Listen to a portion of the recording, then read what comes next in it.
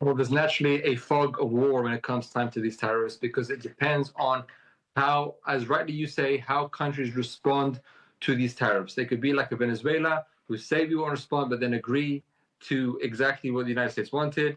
We can have a situation like Mexico where they agree last minute to pause the tariffs for a month. We can have a situation like Canada, which they want to boldly, go tit for tat. We'll see where that goes. But I think because the United States, it has a trade deficit, meaning it buys much more from the world than it sells, it's in a position of power because all these countries and all these companies that sell into the United States want to continue to do this. And also, what's very important to realize is that it's not going to be government policy that decides whether these tariffs work. It's going to be what businesses decide to do as a result. So if a business sees itself in a position where it has to reduce prices so that its end consumer doesn't get hit with higher inflation, then it may need to do that.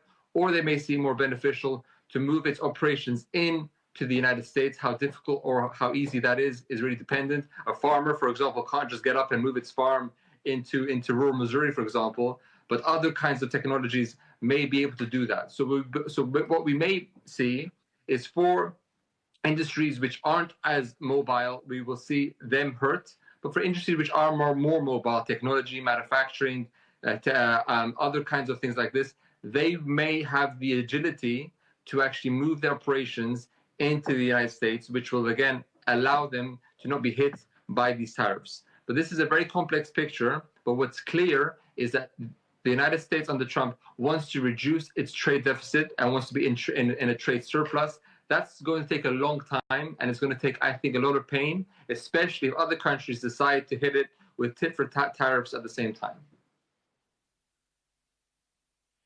And therefore, Klisman, let me understand this from you then. Shouldn't this be a big concern? Therefore, you mentioned businesses and how they respond to this. Shouldn't this be a big concern then, how local businesses will perhaps, delay their decision making and therefore lead to slower economic growth because they will be very wary of the kind of private investments that lack of animal spirit, as we call it in the private investment, that will come to the fore and that will sort of impact the economic growth?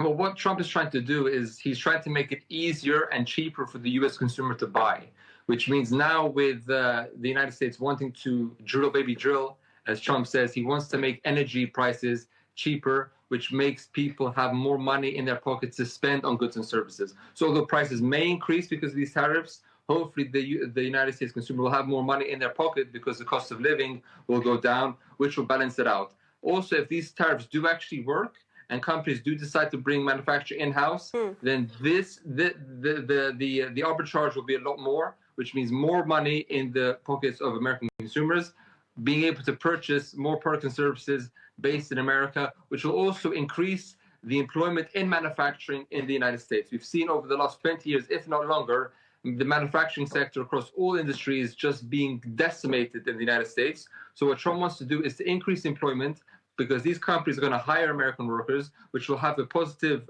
net effect to the American economy. That's the plan, at least.